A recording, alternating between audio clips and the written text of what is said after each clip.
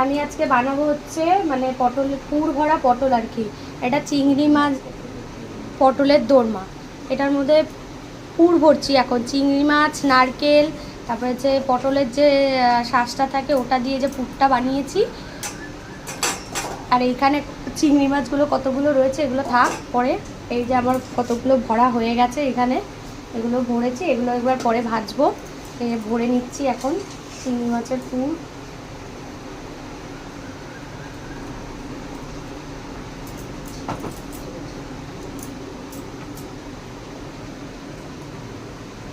তো চলো দেখা হচ্ছে আবার পরে। এই যে আমার হয়ে গেছে পুর ভরা চিংড়ি মাছের পুর ভরা পটলের দোরমা। আমার বর অনেক দিন থেকে বলছিল খাবে খাবে, তো ফাইনালি আজকে আমি বানাতে পেরেছি। তো এই যে দেখো, নারকেল তো দিয়েইছি, নারকেল কোড়া তো পুরটার মধ্যে দেওয়াই আছে। এই যে